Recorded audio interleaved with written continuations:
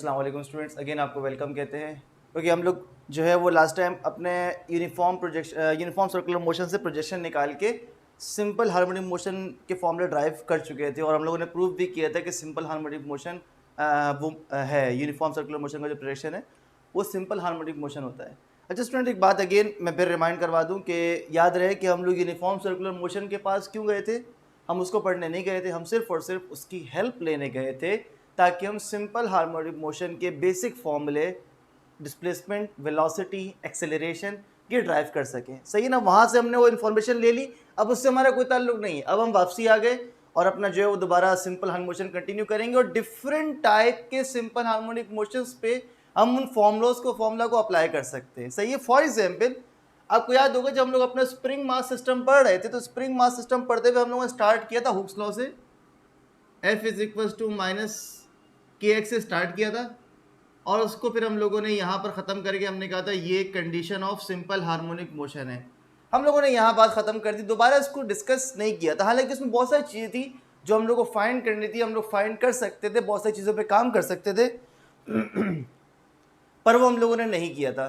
तो अभी हम लोग यही करेंगे। हम लोग ने एक मतलब पढ़ लिया सिंपल हार्मोनिक मोशन होता है, हम लोग यूनिफॉर्म सर्कुलर मोशन के पास गए, उससे अच्छे अच्छे फॉर्मूले सीखे जो हमारे काम के थे, उन फॉर्मूलों को ला के इन पे अप्लाई करेंगे और देखेंगे कि किस तरह से हम लोग जो है फर्दर इस सिस्टम को स्टडी कर सकते हैं। सही है।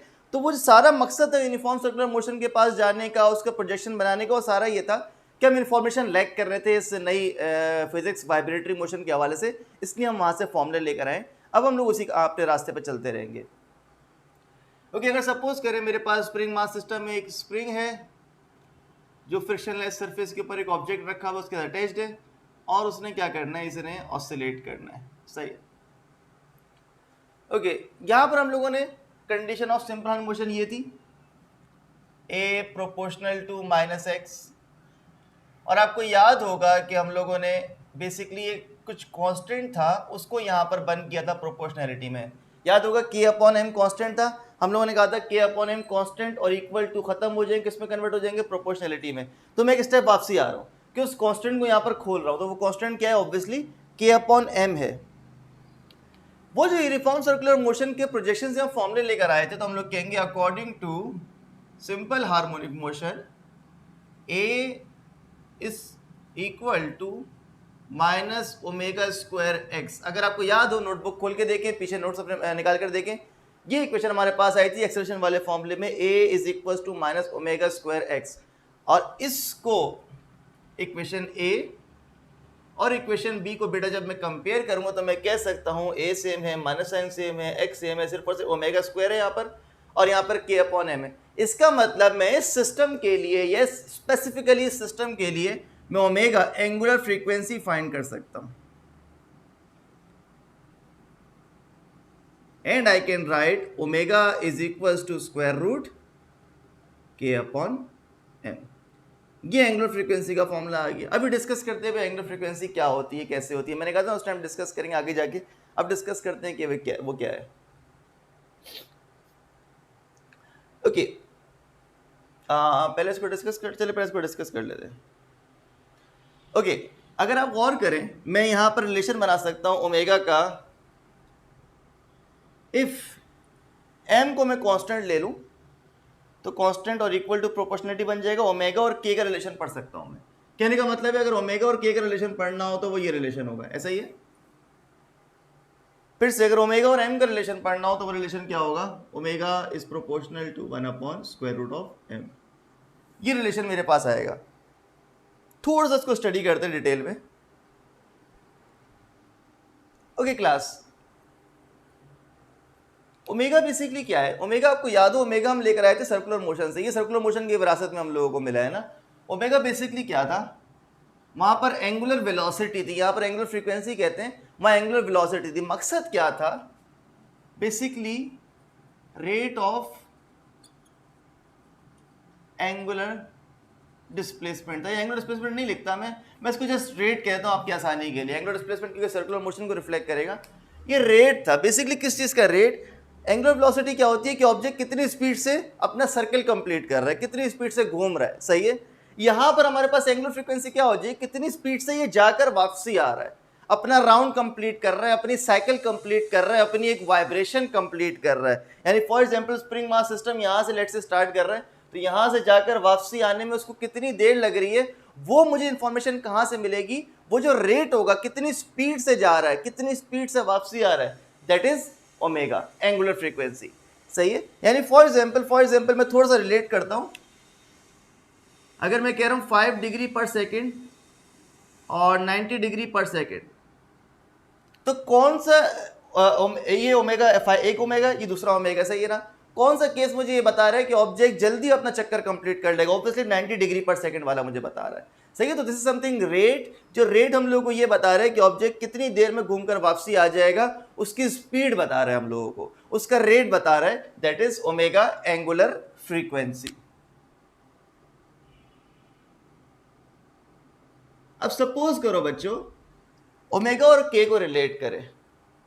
के क्या था, स्प्रिंग कांस्टेंट था, स्प्रिंग की स्टिफनेस थी। आपको याद होगा हम लोगों ने बात की थी, अगर स्प्रिंग को स्ट्रेच करना, स्प्रिंग को कंप्रेस करना आसान है तो हम लोग कहेंगे इट इज लेस स्टिफ, इसकी स्टिफनेस कम है। सही है। अगर स्प्रिंग को स्ट्रेच करना, कंप्रेस करना मुश्किल है तो हम लोग कहेंगे इट इज मोर स्टिफ, इसकी स्टिफनेस ज़्यादा है, इसको कंप्रेस करना, स्ट्रेच करना मुश्किल हो रहा है, ज़्यादा फोर्स अप्लाई करता है थोड़ी सी स्ट्रेचिंग के ऊपर। खैर, तो अगर सपोज करो मैं कह रहा हूं के ज्यादा है, यानी कि स्प्रिंग इज मोर स्टिफ, तो होगा क्या। अच्छा, रिलेशन क्या कह रहा है, के ज्यादा तो उसका रेट भी ज्यादा, के ज्यादा होगा तो रेट ऑफ मूवमेंट भी ज्यादा होगा। सही है। अगर स्प्रिंग को स्ट्रेच करना और स्प्रिंग को कंप्रेस करना मुश्किल है, इसका मतलब जब ये मास इसको आगे लेके जाएगा, अब वो ज्यादा आगे नहीं ले जा सकता, वो जल्दी मतलब थोड़े से रास्ते पे लेके जाएगा और वापसी ले आएगा। तो होगा क्या कि हम लोगों का रेट ज्यादा हो जाएगा, ऑब्जेक्ट जल्दी वापसी आ जाएगा। फिर से सुने, अगर स्प्रिंग की जो है वो स्टिफनेस ज्यादा है तो उसको स्ट्रेच करना और उसको कंप्रेस करना मुश्किल होगा। सही है। तो वो ज्यादा स्ट्रेच नहीं होगा, वो ज्यादा स्ट्रेच नहीं हो सकेगा उसी फोर्स के ऊपर, तो क्या होगा, वो जल्दी वापसी आ जाएगा। और जल्दी वापसी आने का मतलब क्या है कि इसका रेट क्या हो गया, ज्यादा हो गया। फिर से देखिए, अगर सपोज करें स्टिफनेस कम है, दूसरा केस देखते हैं। अगर स्टिफनेस कम है, आराम से स्ट्रेच हो जाएगा, देन फिर वापसी आएगा। तो होगा क्या, अगर ये स्ट्रेच हो गया आराम से तो ये ज़्यादा आगे चला जाएगा, और ज़्यादा आगे चला जाएगा तो यानी कि देर में वापसी आएगा, और देर में वापसी आने का मतलब इसका रेट कैसा है, स्लो है। ये आहिस्ता आहिस्ता जाएगा और आहिस्ता आहिस्ता वापसी आएगा, या इन अदर वर्ड कह लें एक लंबा चक्कर करके वापसी आएगा, इस तरह से कह सकते हैं। ओके, मास से रिलेट करते हैं, ओमेगा को मास से। अगर सपोज करें हल्का ऑब्जेक्ट है, कौन से वाले मास की बात हो रही है, इस वाले मास की बात। अगर हल्का ऑब्जेक्ट है, अब हल्का ऑब्जेक्ट आगे जाएगा, वो ज्यादा आगे नहीं जा सकेगा, वो ज्यादा आगे मूव नहीं कर सकेगा, जाएगा और जल्दी वापसी आ जाएगा। तो जब अगर मास कम होगा तो रेट ज्यादा होगा, यानी कि ऑब्जेक्ट जल्दी वापसी आ जाएगा। लेकिन अगर सपोज करें मास भारी हो, तो क्या होगा, आगे तक खींच के ले जाएगा, फिर आएगा वापसी। तो इसका मतलब क्या हुआ, अगर मास ज्यादा हो गया तो वो देर से वापसी आ रहे हैं, उसका रेट क्या हो गया, उसकी स्पीड क्या हो गई, या उसका वापसी आने का रेट क्या हो गया, वो कम हो गया, स्लो हो गया, ये मतलब है। आई होप ये आइडिया हो रहा होगा। इसका समझ में ना आया तो एक मतलब वीडियो पीछे करके देखें, फिर समझ में ना आए तो कमेंट से मुझे बता दें, उसको और एक्सप्लेन कर देंगे। तो this is how we relate omega. Omega is rate, उसका रेट है, उसकी मूवमेंट के बारे में बता रहा है कि वो कितनी देर में चक्कर कंप्लीट करेगा। जल्दी आ रहा है तो मतलब ज़्यादा रेट है, अगर देर से वापसी आ रहा है तो रेट क्या है, कम है। और ऑब्वियसली आपको याद होगा, इसको हम लोग टाइम पीरियड के साथ भी रिलेट कर सकते हैं। Omega is equal to 2π/t। अगर सपोज करें एक सिंपल हार्मोनिक ऑसिलेटर का रेट ज़्यादा है, वो जल्दी वापसी आ जाता है, तो ऑब्वियसली वो कम टाइम लगाएगा। जल्दी वापसी आने का मतलब क्या है, कम टाइम लगाएगा, टाइम पीरियड कम हो जाएगा। अगर उसका रेट कम है तो वो देर से वापसी आएगा, वो आगे तक जाएगा और देर से वापसी आएगा। इसका टाइम क्या लगेगा, टाइम बहुत ज़्यादा लगेगा, तो हम कहेंगे टाइम पीरियड क्या हो जाएगा, ज़्यादा हो जाएगा। सही है। तो खैर इसी फॉर्मूले से रिलेट करके इसको यहाँ पर पुट करें, 2π/t k/n। देखिए ना भाई, यहाँ पर ओमेगा था ना, ओमेगा की जगह मैंने 2π/t पुट कर दिया, right side as it is आ गई। तो मैं इसको लिख सकता हूँ t/2π m/k, t is equal to 2π√m/k। सही है। It is a kind of inverse, उसका इनवर्स है। अगर ये k/m है तो वो m/k। Okay, obviously. और यहाँ से फ्रीक्वेंसी का फॉर्मूला भी निकाल सकते हैं। फ्रीक्वेंसी क्या होता है, टाइम पीरियड का इनवर्स होता है। सही है ना, f is equal to 1/t। तो 1/2 पाई हो जाएगा, and that k upon m will then m upon k will become k upon m। सही है। ओके, तो आई होप यहाँ तक क्लियर होगा। इसमें स्टिल कन्फ्यूजन हो कमेंट सेक्शन में पूछ लेगा। ये हमारा पार्ट यहाँ तक खत्म हो गया। अब हम इसी लेक्चर के अंदर बढ़ते हैं आगे सिंपल पेंडुलम की तरफ। ओके भाई क्लास, सिंपल पेंडुलम स्टार्ट करने से पहले कुछ इंपॉर्टेंट बातें, कुछ चीज़ें हम लोग देख लेते हैं, क्योंकि जो चीज़ें यहाँ पर अप्लाई हो रही होंगी वो हमारे काम आएंगी। सही है। हम लोग को ये बात पता है कि अगर सपोज करें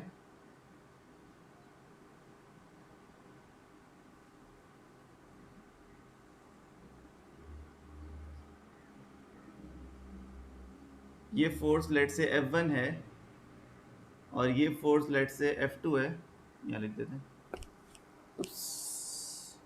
कपड़े गए। ये फोर्स लेट से F2 है। सही है। तो हम लोग क्या कर सकते हैं, यहाँ पर दो कंपोनेंट बन सकते हैं फोर्स के। ऑब्वियसली या तो F1 के कंपोनेंट F2 के मुताबिक बन जाए, या F2 के कंपोनेंट F1 के। क्या मतलब, देखो F2 के दो कंपोनेंट, एक कंपोनेंट ऐसा बनेगा और दूसरा कंपोनेंट ऐसा। बेसिकली है क्या, F2 जो है वो इसके मुकाबले में टेढ़ा है, तो एक कंपोनेंट मैंने F1 के अलोंग बना दिया और एक कंपोनेंट F1 से कैसा बना दिया, परपेंडिकुलर। सिमिलरली इसके साथ भी ये कर सकते थे कि F1 के दो कंपोनेंट बनाते जो F2 के अलोंग होता और F2 के परपेंडिकुलर होता। खैर इस तरह से, खैर क्योंकि ये कंपोनेंट F1 के अलोंग है तो मैं कह सकता हूं इसको F2 पैरेलल। पैरेलल किसके, F1 के पैरेलल। कंपोनेंट तो स्केलर होते हैं, यहाँ पे वेक्टर नहीं बनाते। सही है, आपकी आसानी के लिए कंपोनेंट स्केलर होते हैं। सही है। ओके, ये क्योंकि F1 से परपेंडिकुलर है, कंपोनेंट किसका, F2 का है, लेकिन F1 से कैसे परपेंडिकुलर, तो ये हो जाएगा F2 परपेंडिकुलर। सही है, मैंने परपेंडिकुलर बनाया, ये लिखा हुआ है F2 परपेंडिकुलर, F2 पैरेलल। यानी पैरेलल 1 के और परपेंडिकुलर भी 1 के दो कंपोनेंट बन सकते हैं। सही है, ये कंपोनेंट बनाना याद रखिएगा। सही, अगर आपको कंफ्यूजन होती है मैं इसको और नाम दे देता हूँ। एक फोर्स लेट से टेंशन है और दूसरी फोर्स लेट से वेट होगी हमारे पास, जो इस केस में होगी ये वेट है। तो weight parallel to tension, weight perpendicular to tension. सही है ना। ओके, और अगर ये एंगल है मेरे पास, सही है, तो ये ट्राइंगल कंप्लीट होता है। मैंने ये यहाँ पर क्यों बनाया है, ये वही लाइन है, मतलब बेसिकली फोर्स कहाँ पे लग रही है, फोर्स यहाँ लग रही है, तो एक फोर्स यहाँ होगी, एक फोर्स नीचे होगी। नीचे यहाँ पे क्यों बनाते हैं हम लोग, सिर्फ और सिर्फ ट्राइंगल कंप्लीट करने के लिए बनाते हैं। जितनी लाइन यहाँ पर होगी उतनी लाइन यहाँ पर होगी, एक ही बात होगी। खैर एंगल के सामने साइड क्या होती है, परपेंडिकुलर। परपेंडिकुलर में आ जाएगा साइन थीटा, तो this will be W sine theta.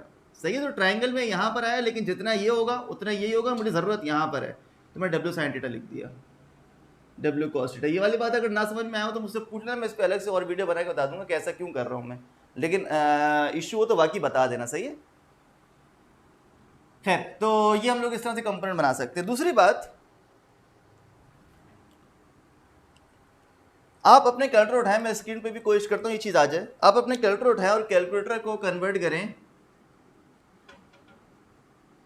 Degree से रेडियन में कन्वर्ट करें। होगा क्या, आपकी जो कैलकुलेटर की स्क्रीन होती है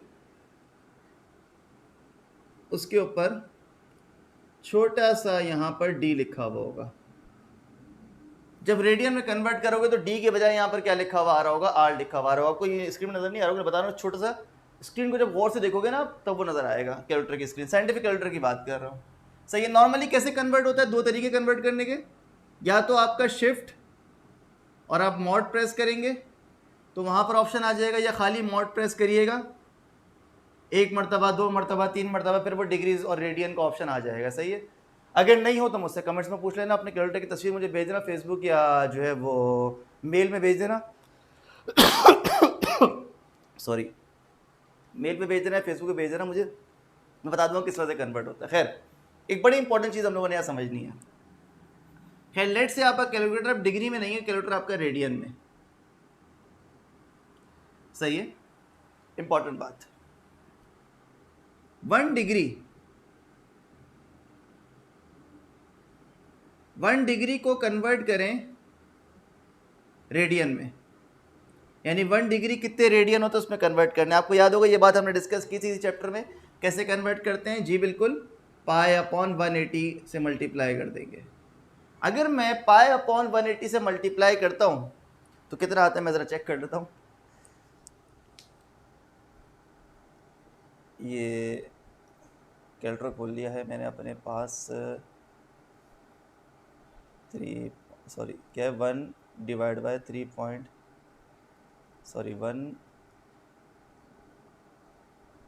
मल्टीप्लाई 3.142 डिवाइड बाय 180, 0.0174, 0.0174 ये आ गया मेरे पास। सही है सर, क्या करवाने वाले हैं ऐसे, क्या सर सिंपल मैथड स्टार्ट कर लेंगे तो कहाँ जा रहे हैं, सबर कर। एक बड़ी इंटरेस्टिंग चीज़ आ रही है और बड़ी इंपॉर्टेंट चीज़ आ रही है। मैं डायरेक्ट बता दूंगा, मसला नहीं है, मैं बोल दूंगा ये होता है, लेकिन वो वाली बात नहीं आएगी ना बेटा, बाद में कन्फ्यूजन रहेगी सर क्यों ऐसा क्यों, तो वो कन्फर्म कर लेते हैं, प्रूव कर लेते हैं। ओके, अब आप कैलकुलेटर में लिखो साइन 0.0174, यानी इस एंगल का हम लोग क्या निकाल रहे हैं, साइन निकाल रहे हैं। बेटा अगर आप इसका साइन निकालोगे, साइन 0.0174, अभी कैलकुलेटर में निकाल कर देख लेते हैं। साइन 0.0174 और आपने देख लिया होगा आंसर वही आ गया वापसी 0.0174, यानी जो आपने साइन 0.0174 किया था वही आंसर आ गया। सर क्या मतलब, अगर आप गौर करें, अगर आपने साइन थीटा किया था तो वापसी क्या आ गया जी, वापसी थीटा आ गया। ऐसा तो नहीं होता सर हमेशा। 2 डिग्री पे चेक कर लेगा, 3 डिग्री पे चेक कर लेगा, 2 डिग्री को रेडियन में कन्वर्ट, ऐसा आएगा हम रेडियन में कन्वर्ट करके होगा, हम रेडियन यूज़ कर रहे हैं। सही है, क्योंकि असल यूनिट रेडियन है। 2 डिग्री में चेक करिएगा, 3 में चेक करिएगा, 4 में, 5 में, शुरू के एंगल्स तक ये बात वैलिड रहती है, लेकिन जैसे जैसे एंगल बढ़ता जाता है ये नंबर आपस में चेंज होने लगते हैं और फिर वैल्यू चेंज होती है। साइन थीटा का आंसर वापसी थीटा नहीं आता, लेकिन शुरू की वैल्यूज पे, स्मॉलर एंगल्स पे ये चीज रहती है। तो हम कह सकते हैं फॉर स्मॉलर वैल्यूज, अगर वैल्यूज छोटी हैं, अगर वैल्यूज छोटी हैं तो साइन थीटा अप्रोक्सीमेटली किसके बराबर आता है, थीटा के बराबर आता है। हाँ, अगर वैल्यूज बड़ी हो जाए तो फिर ऐसा नहीं होता। ये वाली बात माइंड में रखिएगा, ये हम लोग यहाँ पर अप्लाई करने वाले, तभी करवा रहा हूँ ऑब्वियसली, है ना, ऐसा थोड़ी फालतू टाइम है मेरे पास यार। खैर, तो sine theta is approximately equal to theta आएगा, ये आप चेक कर सकते हो अपने कैलकुलेटर के अंदर, और अगर ना हो रहा हो तो मुझसे पूछ लेना, मैं बता दूंगा, ऐसा मसला नहीं है, डिस्कस कर लेंगे उसको कि सर ये कैसे हो रहा है। बाकी मैं कंप्यूटर की स्क्रीन पे भी जो है वो आपको दिखा दूंगा एडिट के टाइम, यानी कि आ गया होगा आपकी स्क्रीन पे ना। ओके, तो sine theta is approximately equal theta कब, जब angle will be small, small angles के लिए होगा। सही, ये वाली बात याद रखनी है। ओके, नेक्स्ट ये हो गया। आपको याद होगा जब हम लोग सर्कुलर मोशन पढ़ते थे, ये थीटा होता था, ये होता था एस, इसको हम लोग कहते हैं आर्क लेंथ, और ये मेरे पास क्या होता है, रेडियस होता है। सही है, तो बेटा यहाँ पर एक फॉर्मूला है एंगल को रिलेट करने का, हाँ, एंगल को रिलेट करने का। जो एंगल है थीटा है, ये बराबर होता है arc length divide by radius, arc length divide by radius. सही है, बेसिकली कहने का मतलब क्या है, थीटा बराबर हो जाएगा S upon R, arc length divide by radius, S upon R. याद है वहां पे फॉर्मूला पढ़ते थे हम सर्कुलर मोशन के अंदर, S is equal to R theta, याद आ रहा होगा ना ये। फिर उससे बनाते थे V is equal to R omega, फिर उससे बनाते थे A is equal to R alpha. तो ये तो पहला वाला फॉर्मूला, ये वाला फॉर्मूला तो है, theta is equal to S upon R, ये आर्क लेंथ कहलाती है। सही है ना, जो लीनियर डिस्प्लेसमेंट था हमारा, तो आर्क लेंथ अपॉन रेडियस। सही है, ये वाला फॉर्मूला अपने माइंड में रखिएगा। ओके, चलिए अब स्टार्ट करते हैं इसको, अपना टॉपिक स्टार्ट करते सिंपल पैटर्न की तरफ आ जाएं। तो ये कुछ बातें याद रखिएगा, कंपोनेंट्स बनाना, sine theta is approximately equal to theta for smaller angles, and S is equal to R theta, theta is equal to S upon R होता है, arc length divide by radius होता है। सही, ये माइंड में रखिएगा। चलिए बस स्टार्ट करते हैं अपना topic simple pendulum. Simple pendulum के अंदर बेटा हम लोगों ने दो काम करने हैं। दो काम क्या है? पहला काम यह है कि हम लोगों ने ये प्रूव करना है कि ये जो मोशन है वो सिंपल हार्मोनिक मोशन है, और दूसरा फिर हम लोगों ने क्या करना है, इसके टाइम पीरियड का फॉर्मूला कैलकुलेट करना है। जी बिल्कुल वही वाला फॉर्मूला, t = 2π√L/g, बिल्कुल वाला फॉर्मूला हम लोग यहाँ पर कैलकुलेट करेंगे। तो आइए स्टार्ट करते हैं बेटा। अगर सपोज करो यहाँ पर मैं अच्छा, पहली बात ये कि हम लोग सिंपल पेंडुलम क्यों कह रहे हैं? सिंपल पेंडुलम, सिंपलेस्ट पेंडुलम कह सकते हैं इसको। इसमें हम लोग मासलेस का मतलब लाइट, सही है ना, मासलेस एंड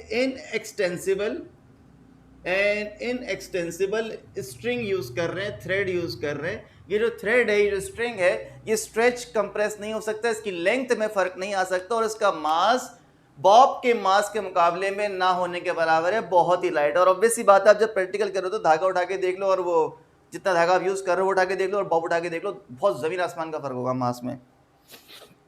ऐसा हम क्यों करते हैं? क्योंकि होता क्या है कि हमारे पास ऑब्जेक्ट पूरा क्या है, थ्रेड यानी कि स्ट्रिंग प्लस बॉब, ये पूरा ऑब्जेक्ट है। अब ज्यादातर मास कहाँ लोकेटेड है सर? ज्यादातर क्या, सारा का सारा मास, तकरीबन सारा का सारा मास बॉब पे लोकेटेड है। तो अब सेंटर ऑफ ग्रेविटी भी कहां पर होगा? जी बिल्कुल, सेंटर ऑफ ग्रेविटी बॉब के सेंटर में होगा। अगर सपोज करो इसका मास होता अपना, तो सेंटर ऑफ ग्रेविटी यहां कहीं आ रहा होता बीच में, और वो हमारे लिए स्टडी करना मुश्किल हो जाता है। तो इट्स बेटर कि हमने ऐसी चीजें यूज करी यहां पर कि सेंटर ऑफ ग्रेविटी शिफ्ट होकर कहां आ गया, बॉब के सेंटर में आ गया। ज्यादातर सारा का सारा ऑलमोस्ट मास कहां पर है, बॉब के पास है, ऊपर वाला मास ना होने के बराबर। सेंटर ऑफ ग्रेविटी कहां होगा? बॉब के सेंटर पे होगा, यानी कि जो फोर्स अप्लाई हो रही होगी वो कहां अप्लाई हो रही होगी? बॉब के सेंटर में अप्लाई हो रही होगी। उसको स्टडी करना हमारे लिए आसान होगा। ओके, इसमें क्या बेटा हम लोग करते हैं कि हम लोग को पता है, इसको थोड़ा डिस्प्लेस करके रिलीज करेंगे, ये ऑसिलेट करना स्टार्ट करेगा। अब हमें कंफर्म करना है इसकी ऑसिलेशन सिंपल हार्मोनिक मोशन है या नहीं है। ओके बेटा, यहाँ पर ये बात हम लोगों को याद है कि जब भी हम लोग सिंपल हार्मोनिक मोशन पढ़ रहे हैं या किसी भी किस्म का वाइब्रेटरी ऑसिलेटरी मोशन पढ़ रहे हैं, तो वहां पर एक चीज रिस्पॉन्सिबल होती है, एंड दैट इज क्या? Restoring force. रिस्टोरिंग फोर्स का होना जरूरी है, जो सिस्टम को वापसी अपनी असली हालत में लाना चाहती है। तो बताइए, चेक करते हैं यहाँ पर कोई रिस्टोरिंग फोर्स है या नहीं है। तो सबसे पहले ये देख लेते हैं इस पर कौन कौन सी फोर्सेज एक्ट कर रही हैं। बेटा ऑब्वियस सी बात है, सबसे पहले कौन एक्ट कर रहा होगा? इसका वेट एक्ट कर रहा होगा। जी बिल्कुल, आपने सही सोचा। दूसरा क्या होगा? जी बिल्कुल, यहां पर टेंशन होगी थ्रेड के अंदर, यहां पर टेंशन एक्ट कर रही होगी। और अगर आप गौर करें कि यहां पर वही वाले डायग्राम बन रही है, थोड़ी देर पहले मैंने डिस्कस की थी, टेंशन ऐसे है और वेट टेंशन के मुताबिक टेढ़ा है। तो अब मैं टेंशन के कंपोनेंट बना लूं वेट के अकॉर्डिंग, या फिर वेट के कंपोनेंट बनाऊं टेंशन के अकॉर्डिंग, ये मेरी मर्जी है, चॉइस है, कोई मसला नहीं है। खैर, यहां पर एक दो बातें और कि ये हमारे पास कितना डिस्प्लेस हुआ है, ये हमारे पास एंगल है, सही है, कितना आगे गया हुआ है, थ्रेड की लेंथ L मानी हुई है, और ये जो डिस्टेंस है इसको मैंने कहा हुआ है x, सही है ना। ओके, यहां पर दो कंपोनेंट्स मेरे पास बनेंगे बेटा। एक कंपोनेंट इस तरह से होगा, टेंशन के पैरेलल बनाएंगे,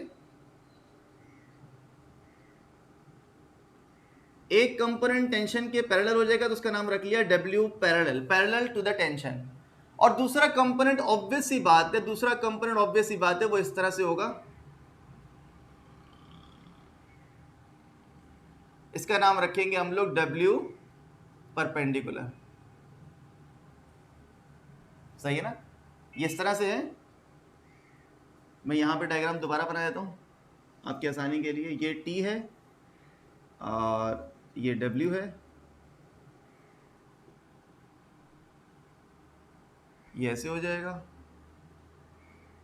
सही है। तो अगर ये W है तो this will be W parallel to tension, and this is W perpendicular to tension. Okay, obviously मुझे इस ट्राइंगल को सॉल्व करने के लिए, इन कंपोनेंट्स को निकालने के लिए एंगल चाहिए होगा। बेटा याद रहे, जितना एंगल यहां पर होगा उतना ही एंगल यहां पर होगा। इसको इस तरह याद कर सकते हो, वैसे तो चाहो तो भाई की बात मान लो, लेकिन इसको इस तरह याद कर सकते हो कि जब ये कंपोनेंट यहाँ पर आएगा, जब ये बॉब यहाँ पर आएगा, तो एंगल कितना होगा? एंगल 0 होगा। थोड़ा सा ये बढ़ा, इसका भी एंगल ओपन हो गया, ये और आगे चला जाए तो एंगल यहाँ पर बढ़ जाएगा, तो इसके कंपोनेंट का एंगल भी क्या हो जाएगा? इंक्रीज हो जाएगा। ये बात डायरेक्टली समझ में ना है, मुझे डायग्राम बनानी पड़ेगी, वो काफ़ी टाइम लग जाएगा। खाली इतनी बात मान लो फिलहाल भाई की, और कहोगे तो मैं डिटेल में एक्सप्लेन कर दूंगा, मसला नहीं है, लेकिन बता देना अगर ज़्यादा प्रॉब्लम हो रही हो। खैर, तो ये वाले दोनों एंगल क्या होंगे, बराबर होंगे। जितना ये खुलेगा उतने से कंपोनेंट खुलेंगे। ओके, तो यहां पर मैं कह सकता हूं W पैरेलल, ये ट्राइंगल कंप्लीट हो रहा है मेरे पास। एंगल के सामने परपेंडिकुलर क्या हो जाएगा, W साइन थीटा। तो ये W साइन थीटा है, तो ये भी कितना होगा, W साइन थीटा। सही है ना। अगेन सर आपने यहां क्यों लिखा, मुझे बेटा जरूरत यहीं पर है क्योंकि फोर्स यहां पर है। यहां सिर्फ और सिर्फ इसकी लाइन लगाते हैं ट्राइंगल कंप्लीट करने के लिए। दिस विल बी क्या, W कॉस ऑफ थीटा। सही है, तो दो कंपोनेंट मेरे पास आ गए। W कॉस ऑफ थीटा वो खाली समझाने के लिए लिखा था, मिटा दूंगा, सही है मैं। और ये हो जाएगा W साइन थीटा।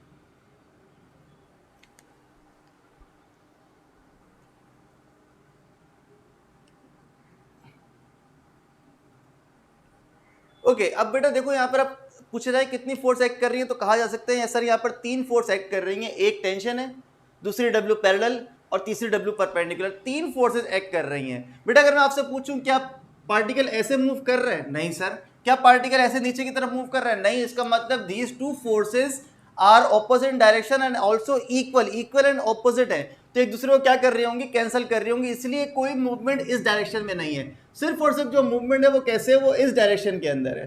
तो पार्टिकल जो है वो ऐसे मूव कर रहा है। इसका मतलब जो रिस्टोरिंग फोर्स है वो सिर्फ और सिर्फ कौन सी है, जी बिल्कुल रिस्टोरिंग फोर्स W परपेंडिकुलर है। W पैरेलल और टेंशन आपस में कैंसिल हो गई, तो हम लोग लिख सकते हैं F net force acting on this object are W perpendicular. Okay, क्या हमारा सिस्टम एक्सेलरेट कर रहा है, या इसको वेक्टर में नहीं लिखते, वेक्टर में आखिर में लिखेंगे, सही है। क्या हमारा सिस्टम एक्सेलरेट कर रहा है, जी बिल्कुल। यहाँ पे स्पीड जीरो होती है, फिर होते होते मैक्सिमम होती है, फिर होते होते जीरो होती है, फिर मैक्सिमम जीरो। इस तरह से स्पीड चेंज हो रही है, एग्जैक्टली एक्सेलरेट कर रहा है। और फोर्स आ गई, जहां पर फोर्स आ गई वहां पर क्या होगा, अगर फोर्स जीरो होती तो एक्सेलरेशन नहीं होती, लेकिन फोर्स है, इसका मतलब there is acceleration. This will be mg sin theta. Sir mg sin theta कैसे होगा, W परपेंडिकुलर किसके बराबर होगा बेटा, W sin थीटा की। और W किसकी जगह आ जाएगा, W की जगह क्या आ जाएगा, mg आ जाएगा। अरे यार देखो ना, W परपेंडिकुलर की जगह लिख दिया W sin थीटा, सही है, चंगा है। ma mg, W की जगह mg लिखा, sin थीटा। ओ ये कह रहे थे, हाँ ये कह रहा था। a is equal to g sin theta आ गया। यहां तक कोई प्रॉब्लम।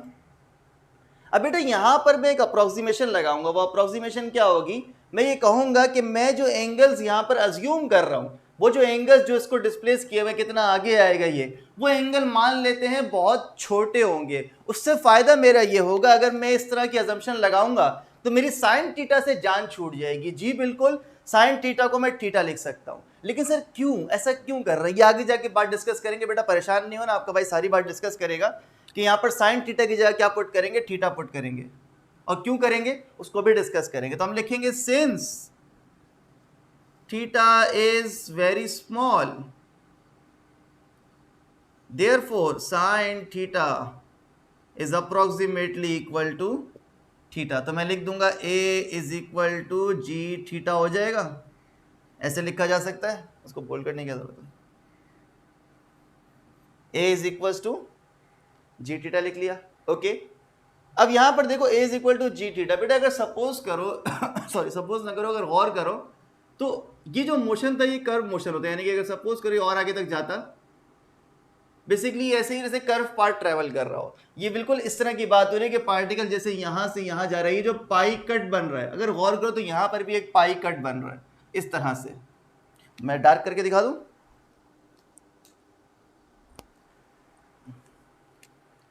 मार्कर पता नहीं कहां रख दिया। ये देखो, ये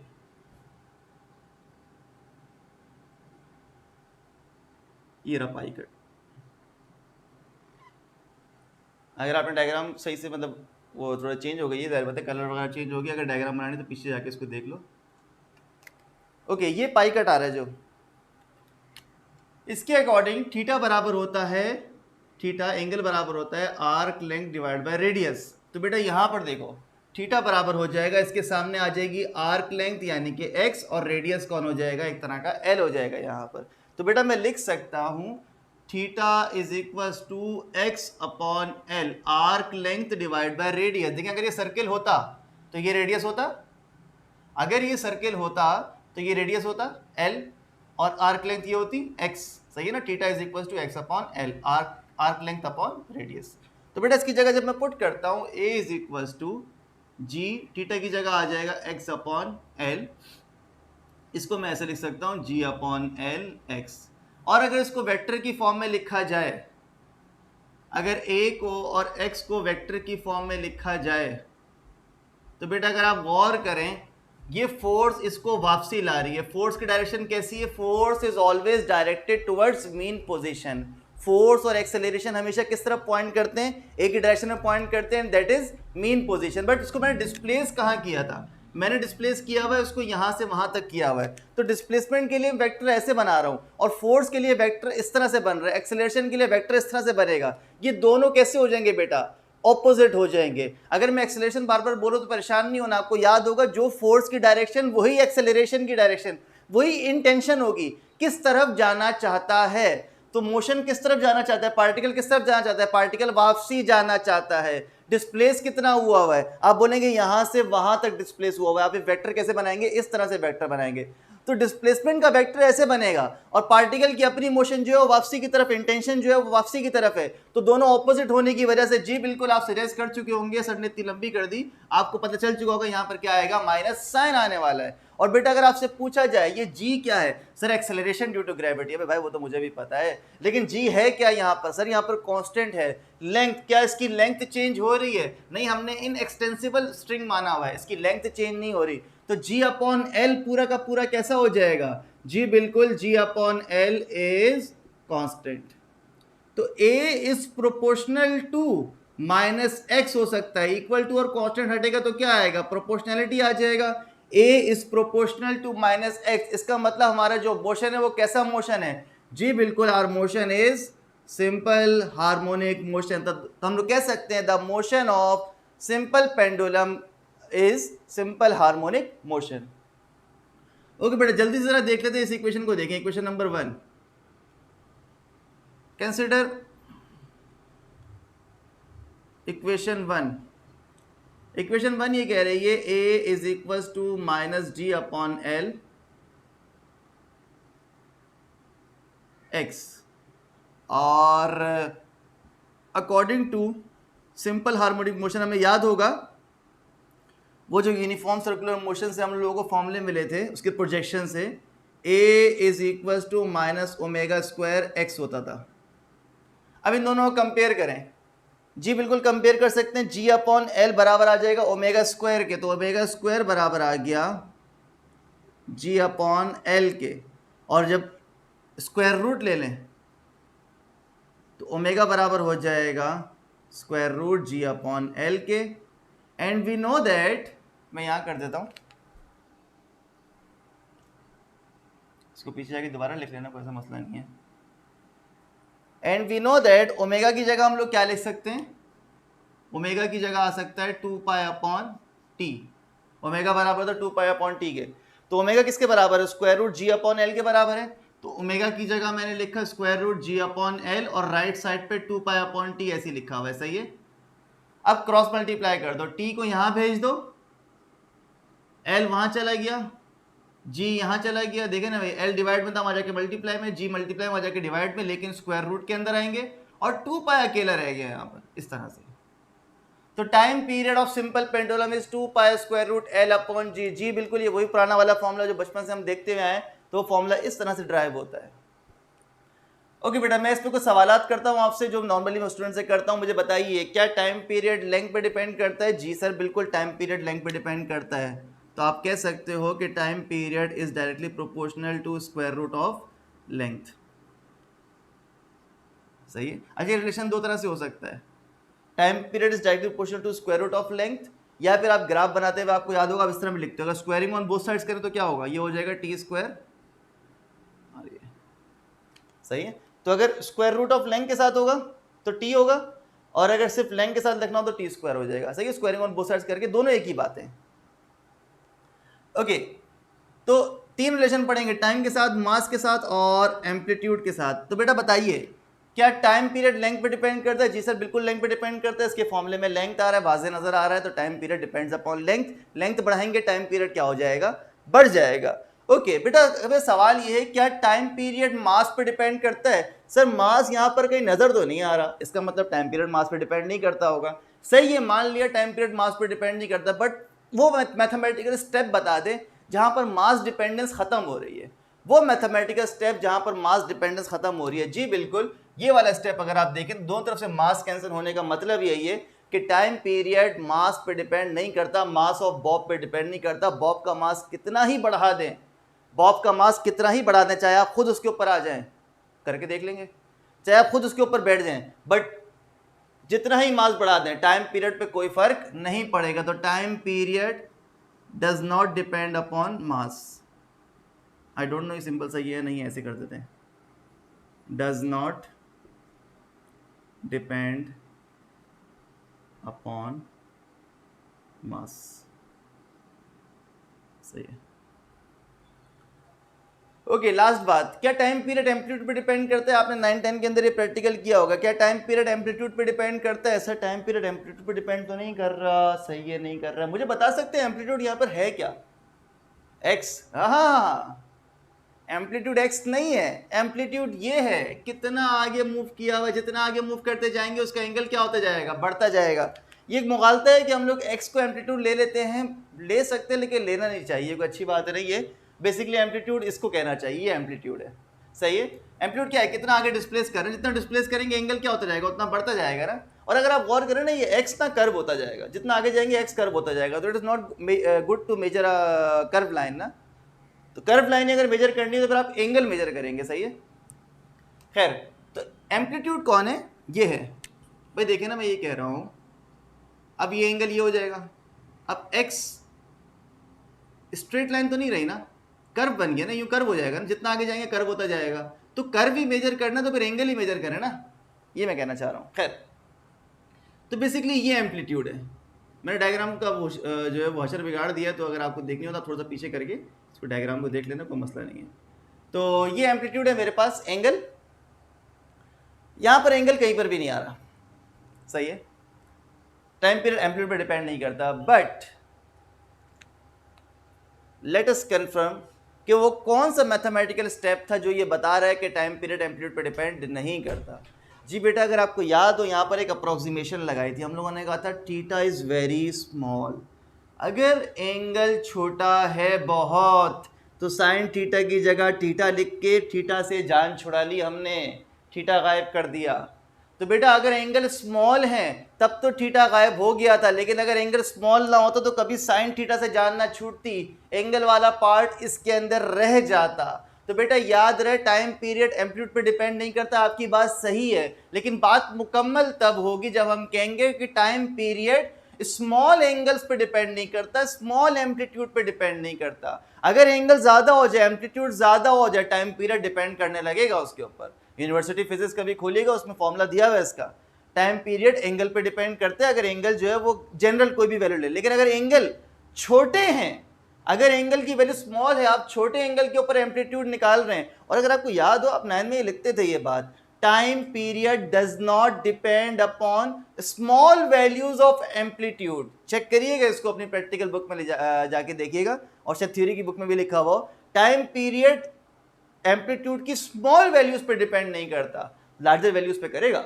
सही है, तो अगर लार्जर वैल्यूज होती तो एम्पलीट्यूड पे डिपेंड करता। टाइम पीरियड एम्पलीट्यूड चेंज करने की वजह से, अच्छा डिपेंड करने का मतलब क्या है? एम्पलीट्यूड चेंज होने की वजह से टाइम पीरियड क्या होगा? चेंज होगा। लेकिन जब तक आप छोटी वैल्यूज देख रहे हैं तब तक आप एम्पलीट्यूड कुछ भी रख ले इसमें, छोटी वैल्यूज में टाइम पीरियड हमेशा कैसा आएगा? सेम आएगा, जब तक आप क्या चेंज नहीं कर रहे? लेंथ चेंज नहीं कर रहे। तो यहाँ पे हमारे पास जो मेन फैक्टर है वो लेंथ है, उसके अलावा अर्थ का फैक्टर है। आई होप यहाँ तक क्लियर होगा। इसमें स्टिल कंफ्यूजन हो तो कमेंट सेक्शन अवेलेबल है, उसमें पूछ सकते हैं, और क्लास डिस्कशन में भी पूछ लेगा। हम लोग यहीं तक रखते हैं, अजान हो रही है, फिर मैं नेक्स्ट टॉपिक इसके बाद। सही है, अल्लाह हाफिज़।